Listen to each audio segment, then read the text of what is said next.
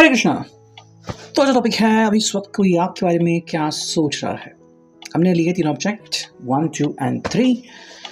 Tarot के साथ करते हैं हम रीडिंग की शुरुआत। ये होने वाली है सभी राशियों के लिए, ठीक। और आपकी परिस्थिति के अनुसार इस रीडिंग में से कुछ या बहुत सारी बातें आपके साथ रेजोनेट कर सकती हैं, ठीक है। तो शुरू करते हैं रीडिंग की शुरुआत और हम चुनते हैं कुछ कार्ड्स को, ठीक है। पहला कार्ड जो आ चुका है वो है 7 ऑफ चैलिसेस, कैंसर, स्कॉर्पियो, पाइसेस, कर्क, वृश्चिक, मीन राशि। सेकंड जो कार्ड हमें मिला है वो है यस द डेविल, यानी कि भी कैप्रिकॉन, मकर राशि, ठीक है। डेविल का कार्ड सेकेंड स्थान पे, यस काफ़ी इंटरेस्टिंग। साथ में आ गए द लवर्स, तो डेविल एंड लवर्स साथ में ही आ चुके हैं। What an interesting combination. हमें मिला है 2 ऑफ पेंटिकल्स, वृषभ, कन्या, मकर राशि, टॉरस, वर्गो, कैप्रिकॉन। एक पांचवा कार्ड मिला है, ठीक है, देखते हैं वो क्या है। तो ये आ गया है द वर्ल्ड, ठीक है। मुझे जजमेंट लगा था लेकिन ये वर्ल्ड आ गया है। नेक्स्ट कार्ड आ गया है, देखो ये है द हायरोफेंट। चलो मेजर अरकाना के सारे कार्ड्स आ रहे हैं और एक फाइनल कार्ड चुनते हैं जो कि है किंग ऑफ वॉन्ड्स, एरीज, लियो, सैज, मेष, सिंह, धनु राशि, ठीक है। तो सारे कार्ड्स में मिल चुके हैं। क्या है इन सारे कार्ड्स के पीछे की कहानी, चलो जानने की थोड़ी सी हम कोशिश करते हैं। देखो भाई, जब बात आती है 7 ऑफ चैलिसेस की तो आपके पास बहुत सारे ऑप्शंस रहते हैं और इस पर्सन को भी लग रहा है कि भाई बहुत सारे ऑप्शंस है मेरे पास और इस ऑप्शन में से कोई भी ऑप्शन मैं चूज़ कर सकता हूँ। मतलब कि आपको बहुत सारी अभिलाषाएं दिखा सकते हैं, ठीक है। या फिर आपसे बात कर सकते हैं कि भाई मैं आपको मतलब ऐसे कन्विंस करूँगा या फिर मैं आपके लिए ये करूँगा वो करूँगा, मेरे पास इतने सारे ऑप्शंस हैं, ठीक है। अब ये एक्चुअली देखने में बहुत अच्छा लगता है, लेकिन जिस व्यक्ति का भी दिल इससे कंप्लीट नहीं होता है, फिर दिल की ख्वाहिश मान लो अगर उन्होंने आपको बता दी कि हाँ मैं ये करना चाहता हूँ, इसमें से कोई तो ज़रूर करूँगा, लेकिन अगर वो नहीं कर पाते तो क्या होता है ना।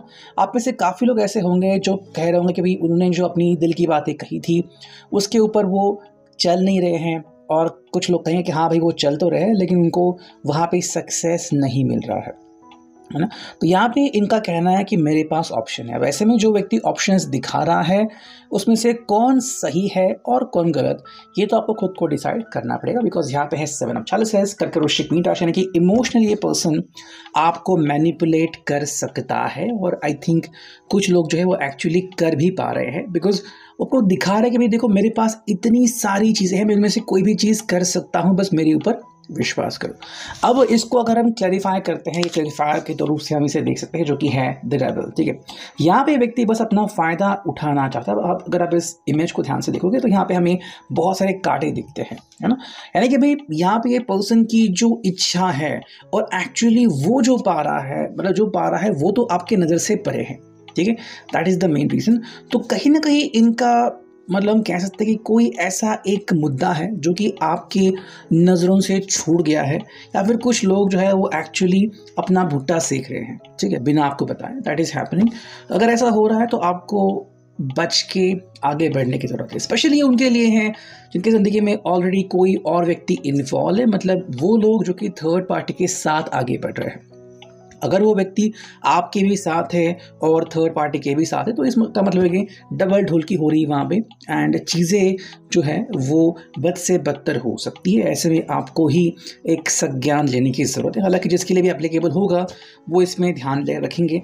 अगर किसी को डाउट है, शक है कि भी ऐसा हो सकता है, तो आपको और ज़्यादा गौर फरमाने की ज़रूरत है। थर्ड जो कार्ड आ गया है वो काफ़ी इंटरेस्टिंग है कि कोई व्यक्ति इनके प्यार में या फिर चुंगल में, जो भी हम कहें, कैसे आ सकता है। तो यहाँ पे है द लवर्स, ठीक है। मतलब कोई व्यक्ति आपको कह सकता है कि भाई यस मैं तो शादी की बात करने आ रहा हूँ या फिर मुझे तो आपके साथ ज़िंदगी बितानी है। जो लिटरली आपके साथ सच्चे दिल से आ रहे हैं वो तो जल्द से जल्द वही चाहेंगे कि भाई हमारी जो शादी है वो जल्द से जल्द हो जाए एंड उसको डीले बिल्कुल भी ना हो। और कुछ लोग जो है वो सिर्फ इसका फ़ायदा उठा रहे हैं कि हाँ भाई शादी तो होके रहेगी, उसके पहले ही जो भी हम चाहते हैं, है ना। तो आप उस बात को समझ सकते हो। तो कुछ लोग जो है वो बेसिकली अगर सच्चे दिल की पेशकश कर रहा है कि भाई हाँ मेरा दिल तो सच्चा है, तो आपके लिए कितना भी इंतज़ार कर सकते हैं। जैसे कि आप में से कुछ लोग अपनी प्रियजन का इंतज़ार कर रहे हो, चाहे फिर 1 महीना हो गया हो, 1 साल हो गए हो, कुछ साल हो गए हो, है ना। जब आपका दिल किसी को सच्चे दिल से चाहता है तो कायनात का तो पता नहीं, लेकिन आप तो उनका इंतज़ार करते ही रहते हो। That is the main reason, and ये बात यहाँ पे जाननी काफ़ी इम्पोर्टेंट है। मुझे एक्चुअली एक याद आ गया सीन जो कि था, आई थिंक एक मार्वल की मूवी थी, 10 रिंग्स, आपने शायद देखी होगी। तो उसमें वो दो भाई बहन दिखाते हैं, ठीक है। भाई कहता है कि भाई मैं लौट आऊँगा, और बहन उसका इंतज़ार करती है, लेकिन वो 6 साल तक नहीं लौटता। और वो बहन जब बाद में उसको मिलती हैं तो उसके फ्रेंड को कहती है कि भाई ये समझने में मुझे 6 साल लग गए कि अब मुझे मेरी भाई की कोई ज़रूरत नहीं, बिकॉज वो आने वाला है नहीं, है ना। तो जब आप किसी का बहुत दिल से इंतज़ार करते हो वो नहीं आ पाता। देखो, मुझे किसी का दिल दुखाना नहीं है, लेकिन अगर रियलिटी यहाँ पे ऐसे ही आ रही है, कोई व्यक्ति जो है आपका साथ बस खेल रहा है, तो आपको उसके इमोशंस को भी समझना पड़ेगा। हालांकि हम यहाँ पे देख सकते हैं जो कि है 2 ऑफ पेंटिकल्स, एंड ये बात काफ़ी इंटरेस्टिंग कार्ड के साथ हमें दिखाई दी है, जो कि है 2 ऑफ पेंटिकल्स। सीसॉ का गेम यहाँ पे चल रहा है और आपको नहीं पता कि किसके हाथ में कौन सा सिक्का है, मतलब किसके हाथ में क्या लिखा है, या फिर किसका फेट, नसीब क्या है।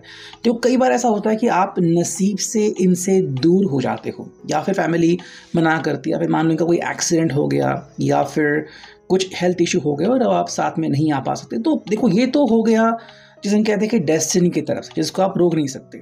लेकिन जो लोग सिर्फ किसी के दिल के साथ खेलते हैं, तो ये एक आई थिंक इमोशनल बदलाव है आपके लिए। सेकेंडली, अगर कोई व्यक्ति आपकी ज़िंदगी में एंटर करना चाहता है कहते हुए कि भाई मेरी तरफ देख लो, मैं तो आपके साथ चलने को तैयार हूँ, लेकिन आप ही हो जो मेरी तरफ ध्यान नहीं दे रहे हो, ठीक है। तो हाल ही में अगर ऐसा कुछ हुआ हो कि कोई व्यक्ति आपकी तरफ आकर्षित हुआ है और आपको कह रहा है कि आई am the one for you, मेरी तरफ ध्यान दो, अगर आप सिंगल हो या फिर एक्स के ही बारे में सोच रहे हो, हालांकि एक्स के लौटने के चांसेस बहुत कम है, तो ऐसे में आपकी जिम्मेदारी बनती है कि आप अपनी ज़िंदगी में ध्यान दें। मैं ये नहीं कह रहा कि जो नया पर्सन है वही आपके लिए फिट है, बट अगर ऐसा हो रहा है तो ज़िंदगी आपको बहुत सारे मौके दे रही है और आपको कह रही है कि टटोल लो कि जो आपके सामने आ रहा है वो आपके लिए कितना काबिल है, कितना नहीं। बिकॉज नेक्स्ट कार्ड है वो है द वर्ल्ड। दुनिया किसी के लिए भी नहीं रुकती, है ना। हम इस कार्ड को देख सकते हैं, ये है द वर्ल्ड। एंड वर्ल्ड का मतलब देखो यहाँ पे क्या आ रहा है कि आप जो देखोगे वो है आपकी दुनिया, ठीक है। कई बार हम कहते हैं ना कि मान लो हम किसी दोस्त को कहते हैं कि यार तू गलत कर रहा है, वो कहते हैं कि नहीं भाई मैं तो यही करूँगा, तो मतलब उसकी अकल जो है वो घास चरने गई है, वो सुधरने वाला है नहीं, फिर दुष्परिणाम भी उसको ही भुगतने पड़ेंगे। बिल्कुल वैसा ही यहाँ पे हो रहा है कि ये व्यक्ति जो है वो अपनी ही आंखों से देख रहा है और जो रियल वर्ल्ड है, रियल दुनिया है, उसको वो देख नहीं पा रहा है। इसकी वजह से अगर कोई नफ़ा नुकसान होगा तो उसको ही भुगतना पड़ेगा। हालांकि यहाँ पे ये ऐसा क्यों कर रहा है, फिर अगर आप भी किसी के ऊपर सच्चे दिल से अपनी मोहर लगाना चाहते हो कि भाई yes I am the one for him और I am the one for her, whatever, कि भाई हमारा प्यार है वो टूटेगा नहीं, तो उसका रीज़न है द हायरोफेंट, किए हुए वादे। एंड जो आपको लग रहा है कि भी आने वाला कल सुनहरा होगा और हमारे सारी जो इच्छाएं हैं वो पूरी हो गई, तो यहाँ पे है द हायरोफेंट, मतलब कहीं ना कहीं शादी के ही विचार आपके मन में आ रहे हैं और इसलिए आप इस व्यक्ति के और करीब आना चाहते हो, या फिर आप इस व्यक्ति को छोड़ना नहीं चाहते। और ये व्यक्ति भी इस बात को बखूबी जानता है। अगर ये सच्चा प्यार करता है तो डेफिनेटली ये कह रहा है कि भाई मैं भी आपके साथ आगे चलूँगा। हाँ, ये कोई बहाना नहीं बनाएगा, जो भी असलियत है आपके सामने रखेगा एंड चीज़ें सही से हो जाएंगी। जो फाइनल कार्ड में मिला है यहाँ पे देखो, ये है किंग ऑफ वॉन्ड्स, एरीज, लियो, साज। यहाँ पे हमें दो तरीके के किंग्स देखते हैं कि एक तो जो आपके लिए कुछ भी करने को रेडी है, मतलब अपनी कहते हैं ना कि भाई जान भी निछावर करने को रेडी है, मतलब अगर कहे तो भाई आप बस कह दो एंड आपके लिए वो सब कुछ कर देंगे, बहुत मेहनत करेंगे एंड किसी कंपनी का CEO बनेंगे, जो भी मतलब आपको चाहिए। लेकिन कुछ लोग जो है बेसिकली वो सबके साथ खेल रहे हैं इमोशन के साथ, बिकॉज वॉन्ट का मतलब है फायर और पैशन। उनको बस अपनी पैशन कंप्लीट करनी है, दैट्स इट। एक बार वो कंप्लीट हो गई तो आगे निकल सकते हैं, बिकॉज फिर उनको आपसे बांधने वाला बंधन इस रीडिंग में हमें नहीं दिख रहा है, बिकॉज उस बंधन को जिसने कैप्चर किया है वो है द डेविल, है ना। एंड जब डेविल आता है तो इसका मतलब है कि आप चाहे कितनी भी कोशिश करो, अगर आप इसके चंगुल में अटक गए तो वे आउट है ही नहीं। तो ये एक वार्निंग साइन है आपके लिए कि भाई थिंक कॉशियसली, सोच समझ कर ही आगे बढ़ो। अगर हम देखते हैं यहाँ पे हमें क्या कार्ड्स मिलते हैं क्लैरिफिकेशन के लिए, देखो यहाँ पे है सोलमेट। आप शायद अपने सोलमेट की तलाश में हो, लेकिन आपको कब और कैसे मिलेगा आपको भी नहीं पता। लव लैंग्वेज, जो बात आपको बहुत ज़्यादा इंटरेस्टिंग लगती है वो है लव लैंग्वेज। तो ये फ्लर्ट भी हो सकता है, या फिर एक इस तरीके हम कह सकते हैं कि कम्युनिकेशन हक्स एंड किसेस भी हो सकती है। आप एग्जैक्टली लव लैंग्वेज में क्या क्या सोचते हो, है ना। जैसे कुछ लोग कहते हैं कि भी लव लैंग्वेज का मतलब है कि हम बस प्यार से बोलते हैं, किसी के लिए वहाँ पे हग्स एंड किसेस भी आते हैं, ये आपके ऊपर टोटली डिपेंड है। शैलो कनेक्शन मतलब इस कनेक्शन में कहीं ना कहीं हमें खोट दिखती है, या फिर ये कनेक्शन ऐसा है कि जो डीप नहीं है, मतलब ज़्यादा हम कहते हैं कि दिल से कनेक्शन नहीं है, बस ऊपर ऊपर का कनेक्शन है कि बस आपको किसी के बारे में कुछ फील हो रहा है, लेकिन ये जो फीलिंग है वो क्या अट्रैक्शन है या फिर प्यार है, या आपको क्लियर नहीं हो पाता। ठीक है, एंड ये एक मेन बात होती है यहाँ पे। नेक्स्ट हम देखें तो यहाँ पे क्लासी, कुछ लोग जो है वो एक्चुअली अपना क्लासी ने सबके सामने रखा, आपको लग रहा है कि भाई ये क्या बात हुई, तो बहुत बढ़िया पर्सन है, लेकिन ये बस उनका दिखाने का तरीका है। यहाँ पे है नीड एन अपोलॉजी, तो मे बी इस व्यक्ति ने आपको अपोलॉजी देनी चाहिए। ठीक है, हालांकि शायद आपको लग रहा है कि मैं ही इनका अपोलॉजी दे दूं, लेकिन ये फिर आपके ऊपर डिपेंड है कि आप इस व्यक्ति के बारे में एग्जैक्टली क्या कहते हो।